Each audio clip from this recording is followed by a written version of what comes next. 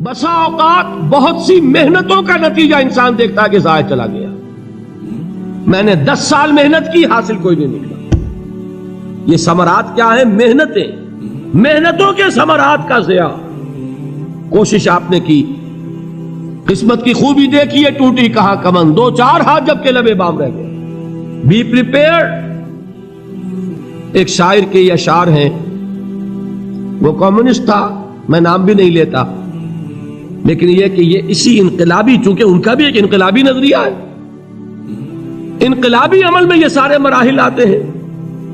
کوئی set back آیا، فرض کیجئے کوئی ناکامی ہو گئی، تو اپنے ساتھیوں کو دل بندھانے کے لیے یہ فصل امیدوں کی ہمدم اس بار بھی غارت جائے گی، سب محنت صبحوں شاموں کی اب کے بھی اکارت جائے گی. میرے نبی کے ثمرات کا جو لفظ یہاں آیا ہے، وَنَقْصٍ مِّنَ الْأَمْوَالِ وَالْأَنفُسِ وَالثَّمَرَاتِ، سب محنت صبحوں شاموں کی اب کے بھی اکارت جائے گی. دھرتی کے کونوں کھدروں میں پھر اپنے لہو کی کھاد بھرو، پھر مٹی سینچو اشکوں سے، پھر اگلی رت کی فکر کرو، پھر اگلی رت کی فکر کرو، جب پھر ایک بار اجڑنا ہے. ایک فصل پکی تو بھر پایا، تب تک تو یہی کچھ کرنا ہے. ایک مقصد ہے سامنے، انقلاب برپا کرنا ہے. ایک کوشش ناکام ہو جائے کوئی پرواہ نہیں، نیکسٹ. پھر تیار رہو ناکامی کے لیے. ایسا نہ ہو جو انگریزی میں کہتے ہیں hope for the best but be prepared for the worst.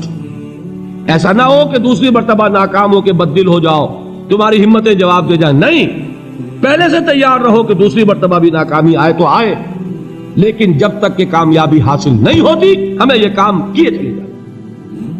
دیکھیے سیرت میں آیا کہ نہیں یہ واقعہ. بدر میں مسلمانوں کو فتح ہوئی تو احد میں زک پہنچی کہ نہیں؟ 70 صحابہ شہید ہوئے کہ نہیں؟ اگر ان کی ہمتیں جواب دے جاتی تو گاڑی کیسے چلتی آگے؟ تو فرمایا وَلَنَبْلُوَنَّكُمْ بِشَيْءٍ مِّنَ الْخَوْفِ وَالْجُوعِ وَنَقْصٍ مِّنَ الْأَمْوَالِ وَالْأَنفُسِ وَالثَّمَرَاتِ.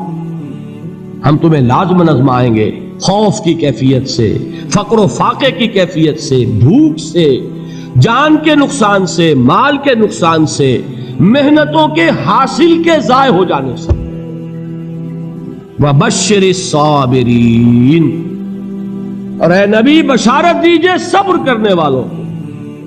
الَّذِينَ إِذَا أَصَابَتْهُمْ مُصِيبَةٌ، وہ کہ جب ان پر کوئی تکلیف آئے، کوئی مصیبت آئے، کوئی آزمائش آئے، قالوا انا للہ وانا الیہ راجعون، وہ یہ کہیں کہ ہم اللہ ہی کے ہیں، اللہ ہی کی طرف لوٹ جانا ہے. یہ وہی انداز ہے جو میں نے فارسی کا شعر سنایا تھا آپ کو کہ سرے تسلیم خم ہے جو مزاج یار میں آئے. وہ ہمارا مولا ہے، ہمارا آقا ہے. اگر اسے یہی منظور ہے تو ہمیں بھی یہی منظور ہے. میں نے تسلیم و رضا کی بات کی تھی نا، آپ کو کچھ شعر سنائے تھے. ایک شعر اور سنیے، اور یہ کس کا ہے؟ محمد علی جوہر کا. ایک مرتبہ جیل گئے، ان کی ایک بیٹی جوان بیمار ہوئی، فوت ہو گئی. باہر چھوڑا انگریز نے، جاؤ بھائی دفن کر دو بیٹی کو. دوسری مرتبہ جیل گئے، دوسری جوان بیٹی اسی مرض میں مبتلا ہوئی. اب یہ جیل میں ہے، خبر پہنچی کہ دوسری بیٹی کے اوپر بھی اسی مرض کا حملہ ہوا ہے. ایک نظم لکھی ہے جس کا آخری شعر یہ ہے، تیری صحت ہمیں منظور ہے لیکن اس کو نہیں منظور تو پھر ہم کو بھی منظور نہیں. یہ ہے، جب تک یہ کیفیت نہ ہو اس میدان میں آدمی ثابت قدم نہیں رہ سکتا کہ میرے رب کو اگر یہ منظور ہے تو یہی مجھے منظور ہے، اور تیری صحت ہمیں چاہیے تو ضرور، لیکن ہمارے رب کو منظور نہیں تو ہمیں بھی منظور. راضی برضائے رب.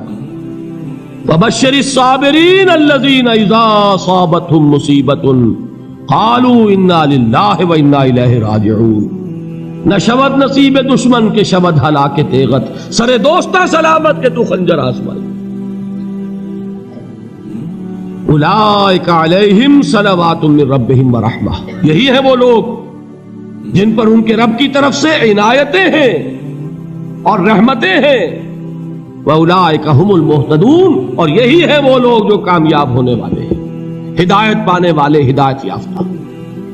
اسی سورہ بقرہ میں ذرا آگے چل کر، یہ تو ہے 20واں رکوع، 19واں رکوع، 21ویں رکوع کی پہلی آیت ہے لیس البر ان تولوا وجوہکم قبل المشرق والمغرب ولکن البر من آمن باللہ والیوم الآخر والملائکۃ والکتاب والنبیین وآتى المال على حبه ذوي القربى واليتامى والمساكين وابن السبيل والسائلين وفي الرقاب وأقام الصلاة وآتى الزكاة والموفون بعهدهم إذا عاهدوا والصابرين في البأساء والضراء وحين البأس۔ اب یہ آیت جو ہے سورۃ العصر میں جو مضامین آئے تھے سارے اس میں موجود ہیں۔ وہاں ایمان کا لفظ آیا، یہاں 5 ایمانیات کی تفصیل آ گئی، اعمال کی تفصیل آئی، اور آخری بات وہاں کیا ہے وَتَوَاصَوْا بِالصَّبْرِ، اور یہاں کیا ہے وَالصَّابِرِينَ فِي الْبَأْسَاءِ وَالضَّرَّاءِ وَحِينَ الْبَأْسِ، اور صبر کرنے والے، اصل نیکی ان کی ہے جو صبر کریں، کس میں؟ جنگ کے وقت، ذرائے، بأسائے، بأسا کہتے ہیں فقر اور فاقہ، واحد آئے گا باس تو اس کے معنی جنگ، اور بأسا جمع میں آئے گا تو فاقہ، فقر، بھوک، اور ذرائے جسمانی تکلیف، ضرر، جسمانی تکلیفوں میں صبر کرنے والے، فقر اور فاقے میں صبر کرنے والے، اور جنگ کے وقت صبر کرنے والے، اولئک الذین صدقوا واولئک هم المتقون، یہ ہیں وہ لوگ جو صبر کرنے والے ہیں، یہ ہیں جو سچے ہیں، جو اپنے دعوے میں نیکی کے اور ایمان کے صادق ہیں، اور یہی وہ لوگ ہیں جو متقی ہیں۔ اگلی سورت ہے سورہ آل عمران، اس میں 2 لفظ آئے ہیں، آخری آیت یا ایھا الذین آمنوا اصبروا وصابروا ورابطوا واتقوا اللہ لعلکم تفلحون۔ دیکھیے یہاں صبر اور صابر، جو تعلق جہد اور جہاد کا ہے وہی ہے صبر اور مصابرت۔ صبر ایک طرفہ عمل ہے، آپ جھیل رہے ہیں، برداشت کر رہے ہیں، صبر علی المعصیہ، صبر علی الطاعہ، صبر علی الابتلاء، یہ سب کیا ہے؟ صبر۔ اور مصابرت کیا ہے؟ صبر کا صبر سے مقابلہ۔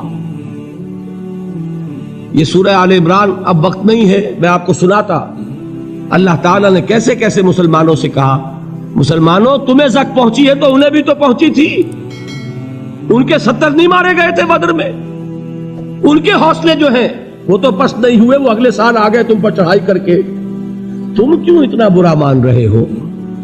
تمہارے دل اتنے زخمی کیوں ہو گئے؟ تمہیں تکلیف پہنچتی ہے تو انہیں بھی پہنچتی ہے۔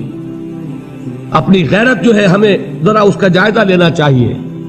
لوگ باطل نظریات کے لیے کتنی قربانیاں دے رہے ہیں، لوگ باطل چیزوں کے فروغ کے لیے کتنی محنتیں کر رہے ہیں، جیسا کہ میں نے ابھی کہا تھا اسی غیرت کو چیلنج کرنے کے لیے، ذرا آپ کی حمیت دینی کو جوش دلانے کے لیے۔ قادیانی نوجوان کتنی تعداد میں اپنے آپ کو دین کے لیے وقف کرتا ہے، اور آپ کتنے نوجوان ہیں جو اپنے آپ کو دین کے لیے وقف کرتے ہیں، اور ہوں وہ کھاتے پیتے گھرانوں کے لوگ۔ یہ نہیں ہے کہ اگر کوئی اور کام نہیں کر سکتا تو پھر یہ ہے کہ وہ دین کے کام میں لگ جائے۔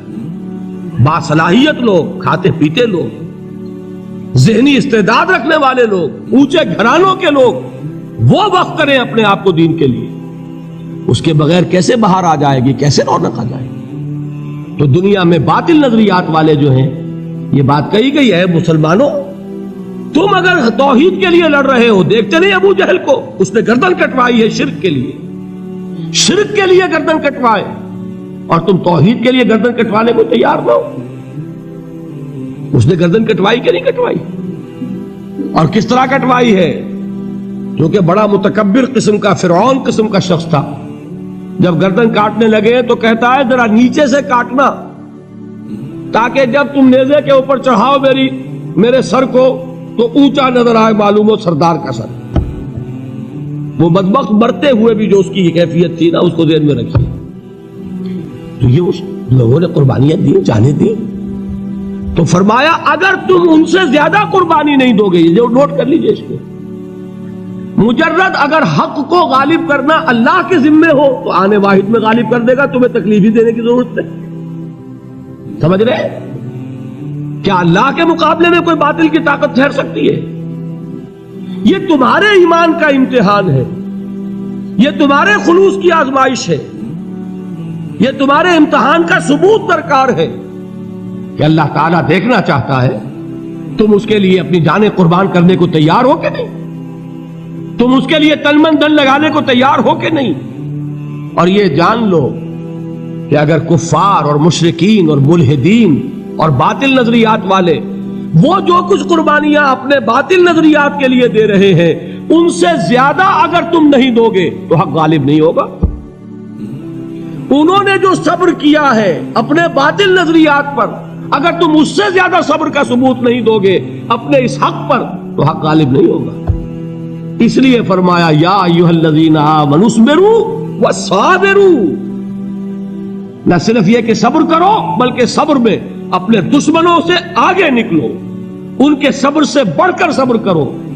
ورابطوا، مرابطہ کہتے ہیں چوکس رہنا، ہوشیار، پہرا دو، ایسا نہ ہو کہ دشمن جو ہے غفلت میں تمہارے اوپر کوئی حملہ جو ہے کر بیٹھے۔